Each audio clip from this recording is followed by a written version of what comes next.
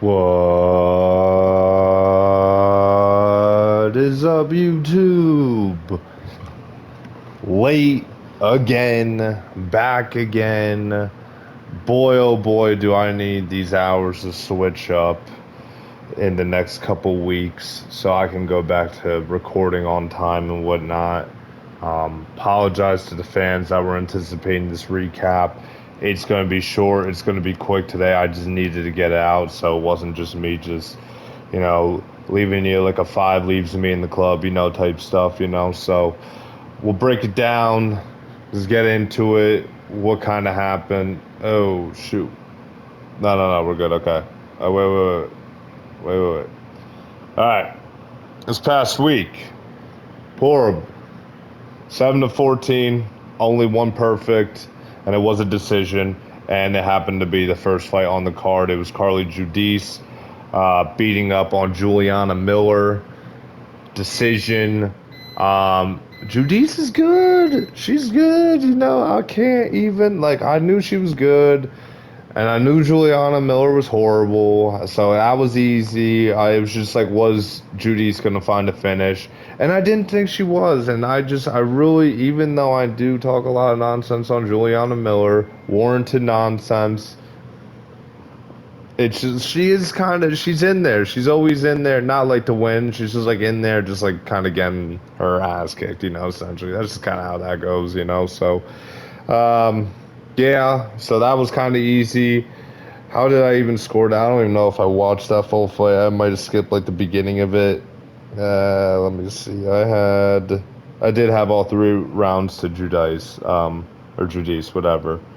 On to the next fight. We have Jordan Levitt defeating Yair Delval. Pain. I should have known, like it's just like I feel like such an idiot, because Del Val, a lot of people bet him because first round sub against Bulgarian. Yeah, there was a betting scandal. Who cares though? It's like he still got a first round sub. Yeah, looking back, I think if this were to go to court right now, Isaac Bulgarian is going down. It's going to be bad because they'll just pull this fight up as evidence to be like, brother, look at what newly featherweight Jordan Levitt just did to your opponent, who I don't know. I'm not gonna get into it.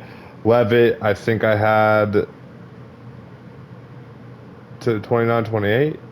29-28. Yeah, he was just bigger. He was just able to control him a lot easier.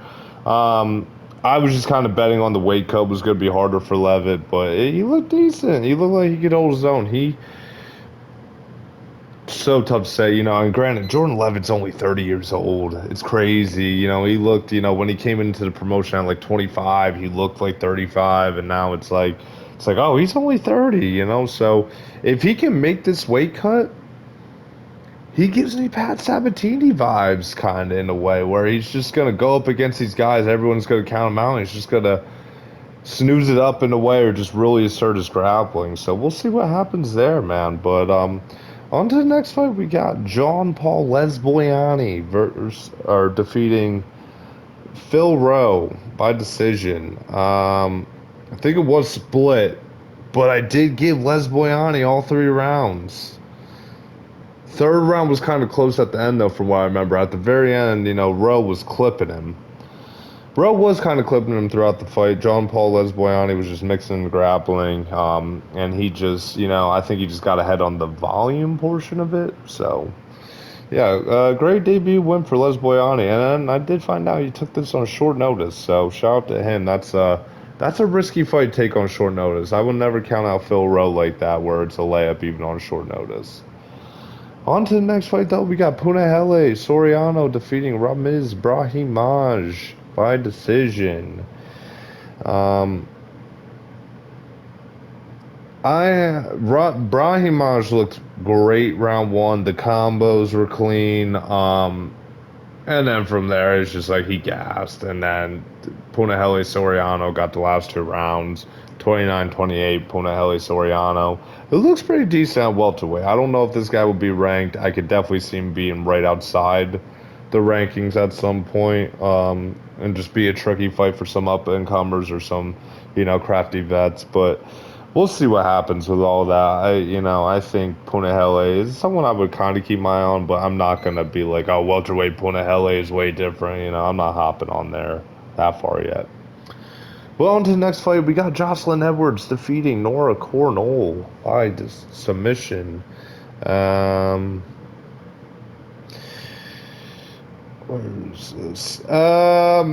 First round gave to Cornell. Great work in the clinch. I think Edwards was initiating the clinch, but Cornell was getting the better shots. And then in the second round, Edwards was like, all right, I'm taking matters into my own hands, and she eventually was able to pick her up, Cornell, and slam her to the ground.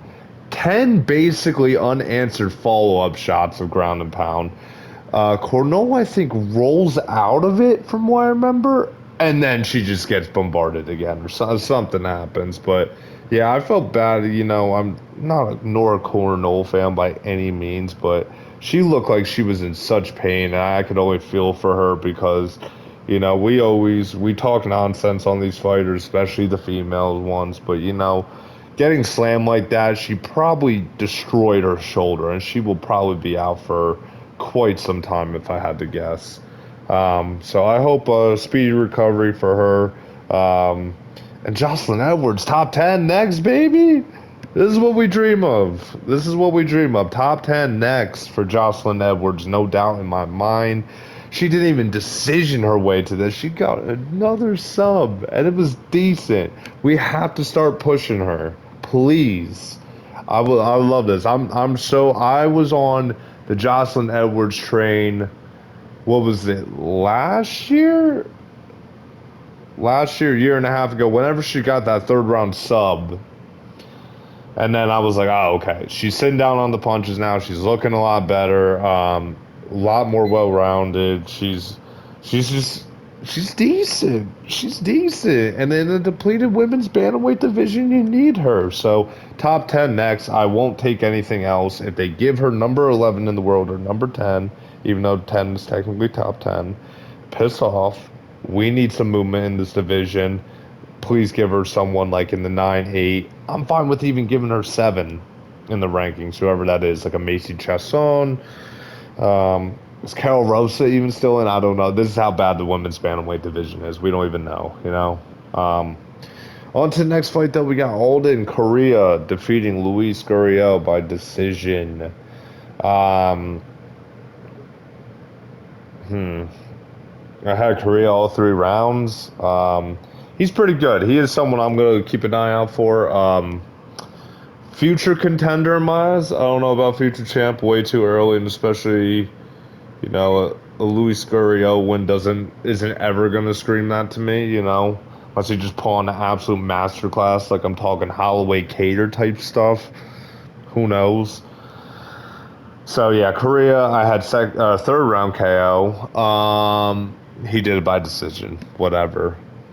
On to the next fight, though. We got Alibi Idiris defeating O'Day Osborne by decision. I picked O'Day as the vet and the tricky one, and it's whatever. I only scored the first 2 rounds, and I did score them both to Idiris. He just, he was able to hold down O'Day. O'Day had no answer for him. I don't know what happened in the third round. Probably Idiris again, so yeah, I mean, now I'm back to never betting O'Day Osborne again, even though I kind of let my hopes up after. Yeah, whatever. I'm not even going to talk about it, whatever. On to the next fight. We got, oh, no, okay, I remember what happened. Oh, yeah, so in the third round of this fight of Idiris and O'Day Osborne, I started to fall asleep. Woke up right before the Nchukawani and Carlos Leao, as we're building into the next one, only to wake up to John Anik saying, wow, what a fight that was. And both of the guys are just hugging, end of the fight. What did I miss? I don't know. People were saying it was pretty decent.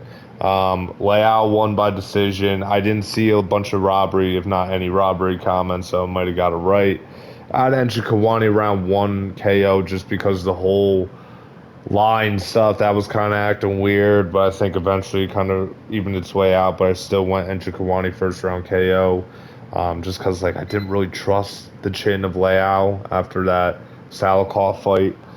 Um, so yeah, I bet that was another risk I was willing to take, and it just backfired. And you get a lot of that in this card, unfortunately. But yeah, on to the next fight though. We got Michel Pereira defeating Zachary Reese by decision. Um, I should have known. KO versus KO always equals decision. That's just how it goes. And I did actually end up. I had a friend that was in the party with me. Shots, you might know the guy. He said he was slamming over or fight star round two, and I was like, whatever. So I'm so glad I kind of threw that in because that made me the money back that I eventually would continue to lose. So when I ended the night, I didn't lose as much because I went back and I threw this in there. But I did have first round KO Pereira.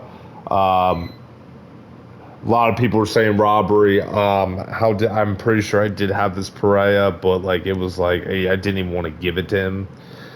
Both these guys are horrible. I think they both should be cut. I think I did have 29-28 Pereira. I had Pereira winning the first round. Second round I gave to Reese, and then I believe I did give third round to Pereira again because of the counter shots, from what I remember. But yeah, I don't know. On to the next fight, though. We got Jacob Smith defeating Josiah Harrell. A lot to talk about, honestly, in just one round of, not even a round, it's 3 minutes of a fight. So, first, I gotta say props to Josiah Harrell, and I hope he's all right because Kerry Hatley just wants people to fucking die in that ring, man. He wants them to die. I saw like a little bit of a snippet on Instagram, or it was a partial video, it wasn't the whole video, and it was calling out the Kerry Hatley late stoppages. At the most infamous one that I remember from that video, and I didn't even think that that was him. I thought that was a Tanyani one. Was the Bobby Green Jalen Turner one? That's one of the worst I've ever seen in my life. Also, coincidentally, in Texas, which is weird. I don't know if Hatley's just specifically Texas now. I don't know. But yeah, Harrell was out after the first punch, if not even. Yeah, no, the first punch or elbow, whatever it was. But yeah, I hope he's all right. And then obviously he had the past with the brain issues too, and it's just scary stuff. Hated that. I hated watching that, man. Not even a Josiah Harrell fan, man. But like, what are you doing? Step in and call the fight, man. He's taking it on short notice. There's not a championship belt on the line. Stop the freaking fight and save this man his career and his life. Gosh, I hate this sport sometimes. Crazy. Absolutely crazy. That was tough to watch. I couldn't believe it. I hope he's all right. Because now we got to segue into Jacob Smith. This guy is a legitimate issue. I wasn't really sold because I'm like, dude, why are you going into the second round facing some sort of adversity with a Nico Price? A modern day Nico Price, not like maybe 5-10 years ago Nico Price. Then he does this, and I know it's Josiah Harrell, short notice, very short for the division, whatever. The things Jacob Smith was doing in this fight, though, I was like, dude, this guy might be a freaking problem. For starters, the reversal he hit on Harrell, or the sweep, right, like leading into the finish, disgusting. I don't know. I probably have seen a fighter do that specifically before. Can't name it off the top of my head. Grappling's legit. KO power's legit. Striking's pretty legit. I mean, this guy might be one of the guys. Undefeated too. Welterweight stacked. But you got to keep building them up, though. Welterweight, you got so much time. How old is Jacob Smith? I got to see. I think he's like my age-ish. Let's see. Oh, no, he is like 30. Okay, never mind. So, he just turned 30 like a few weeks ago. I'm still like not in the biggest rush, man. Like, let's get him like 2, 3, 4 more fights before rankings. Maybe not 4, but 2 or 3 more fights. Gradually build him up in the unranked welterweight division because that's even stacked in itself. And then you push him into the rankings. Once some of these older guys retire, some of these other guys get fraud checked into the rankings. Build him up gradually. Let's not push this guy unnecessarily. A lot of fights just got announced today where it's just like, I'm still just like, dude, these guys are just winning 2 or 3 fights, getting top 5 contenders. Why is that happening? But that's a whole nother story for another day. If I even get around to making that video, it might not even be worth my time anymore. On to the next fight, though. Gosh, this hurts. Lock of the card. Both of my locks of the card failed, and they were up towards the top. Sergey Spivak defeats Ante Delija, third or decision. Spivak didn't wrestle at all, and he's still just popping ones, twos down the center, and Delija is just all bloodied up, and it's just like it was, in a way. In a way, it felt like watching a poor man's version of Cyril Gane and Tom Aspinall. In a way. However, Adelia second round KO. I thought that was such a freaking lock too. I'm so glad I didn't throw that much money on it. I think I had 1 and 3 for Spivak, 2 for Delija. Gosh, Delija.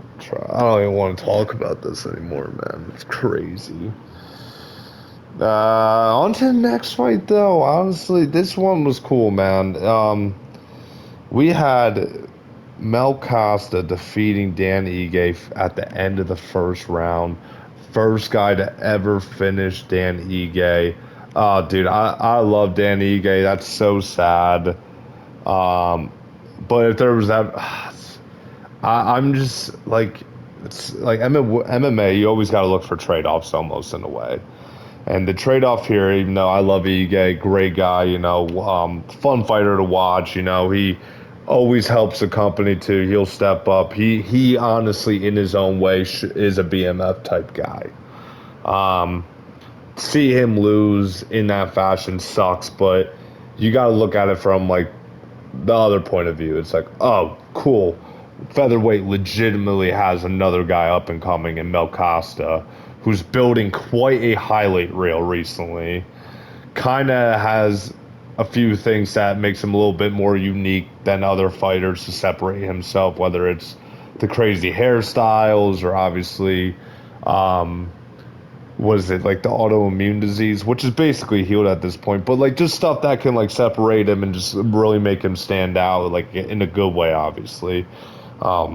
So, I'm glad that, I hated seeing Dan Ige go out like that. I didn't like it, but if there was a way I would want to see Ige get finished, it was there. It was to build up a contender that I like, that is gaining a lot of momentum. So, great win for Mel Costa.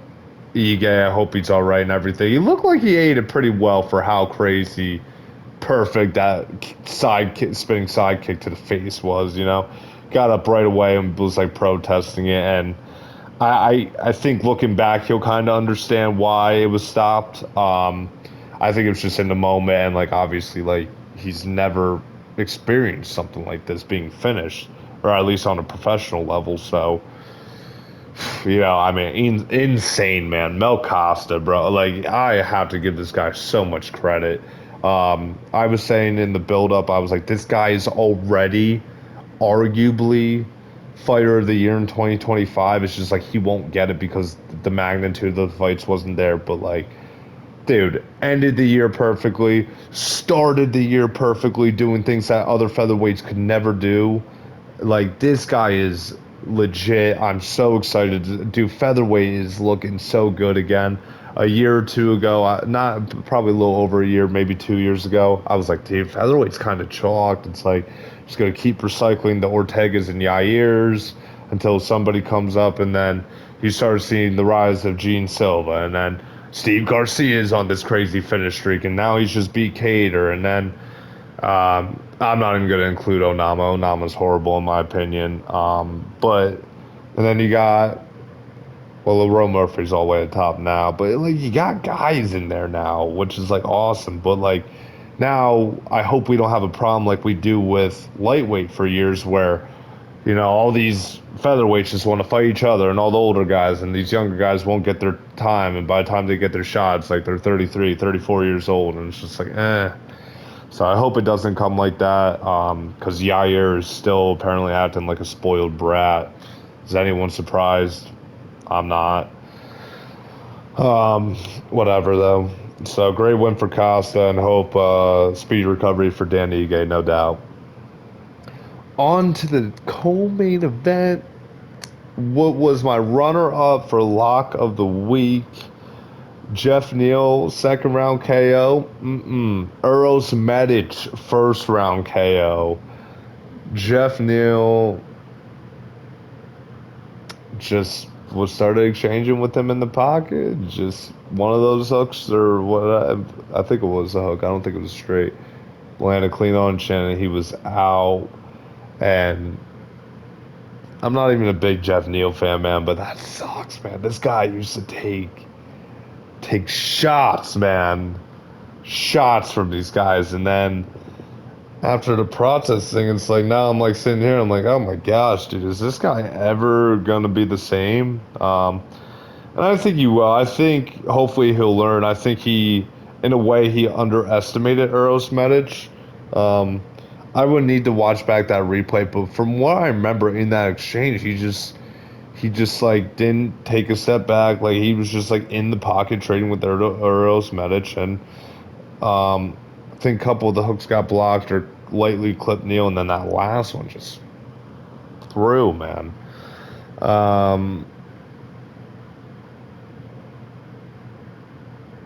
Yeah, I don't know. That was a cool moment for Medic, though, man. Um, he had a great mic moment. Who do you call out? Or he called for Serbia. Um, and then he called out the United States and helping fix the visa. And I guess they FaceTimed him after Dana White with Trump. You know how them boys are. FaceTime, we're like, dude, you're good, man. We fixed all the paperwork for you, ties. That's how that goes. Whatever. But no, he had a great moment. He tried dancing at the end there, doing some crazy, probably anime stuff. I don't watch anime, never really did, but it kind of looked like some sort of anime celebration. But no, great for Eros Medic, man. He had this guy Benil in the corner too. Love to see that. I wasn't curious, like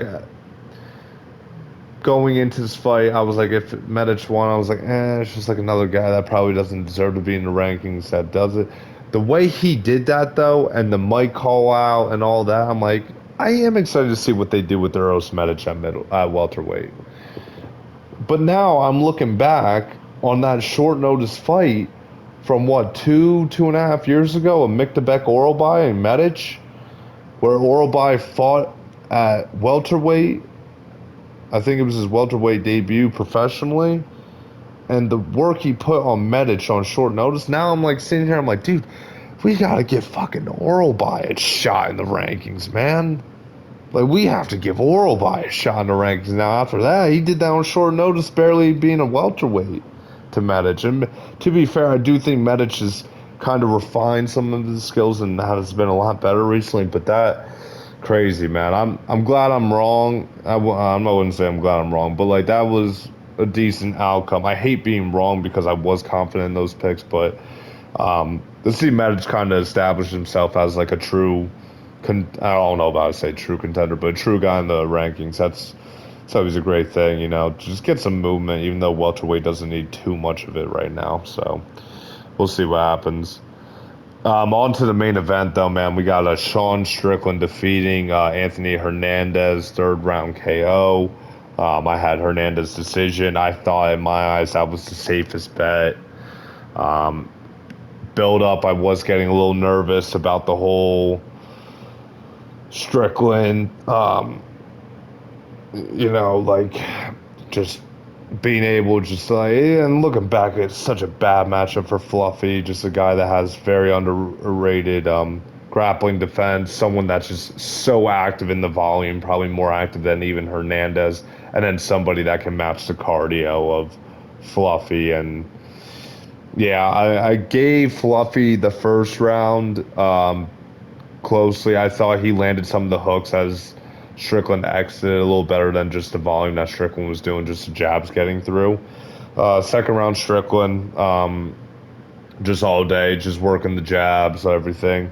And then third round, man, they have like a little clinch moment. I didn't see it live. I saw something hit Hernandez. I just couldn't figure out what it was because it kind of happened quick. But looking back, it was a knee in the clinch, landed flush to the body. So many people were calling that out. Even people picking Fluffy or picking Strickland were like, "Oh, he's weak to the body." And I'm sitting here being like, "Guys, this is 5, 6, 7 years ago, and we're talking about this. I'm sure he's found a way to fix this and whatever." And sure enough, he is not, and that's a problem. But hopefully, that will be a wake-up call to get that fixed. And yeah, Strickland just unloaded on him against the fence. Yeah, so 7 of 14 correct, one perfect. End of the card was great entertainment wise, horrible betting wise. And then I'm gonna briefly talk about this. Just I don't want to talk about it too much because then I'll never shut up about it. But Paramount cut Strickland's mic. Big deal in my opinion. Dana White was obviously very mad because like he doesn't want to backtrack on what he's been saying for years, but I can tell Paramount just has a gun in his throat, literally and figuratively, in his throat, basically being like, "We need to stop this. We need to stop this." And I'm not a Sean Strickland fan. He does say shit to say shit. He does try to be edgy, but like,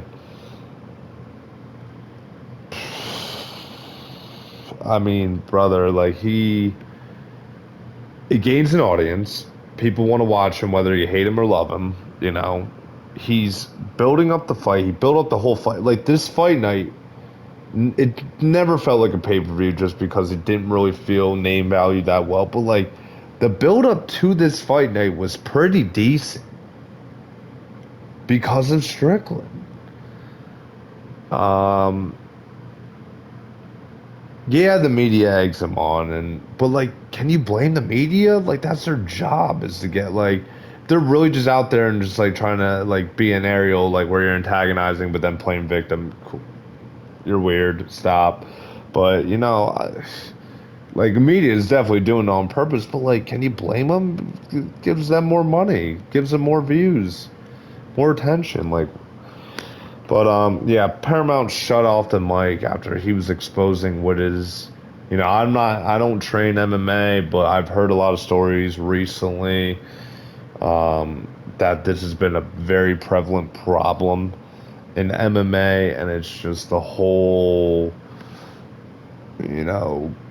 grooming in MMA, and he was exposing it, and then they cut his mic, and people were saying they cut his mic because he was calling Hamza a goat lover. It's just like, no.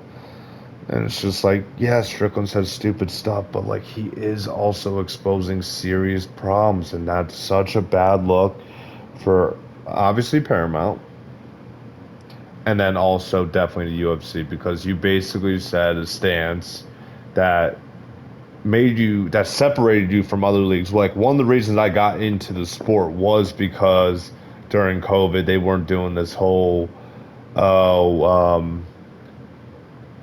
whole PR, like it's just like, what I mean? So like, it's just I kind of did worry about this. $7.7 billion was basically just gonna be like, well, we said this in the past, but do whatever you want. It's your company now because you're paying me $8 billion. So it's annoying.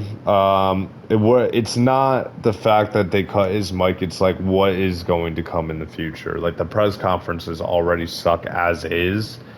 What now are they just gonna be so watered down to like the point where it's like, oh, I'm gonna hurt you in the cage on Saturday night, and you can't do anything about it. And then I don't know, like it already feels that way. So that's a whole nother issue. I don't even want to go into it because it's just gonna make me mad, and it's like there's obviously nothing I can do. What is me on a YouTube video with 10 views gonna do for that?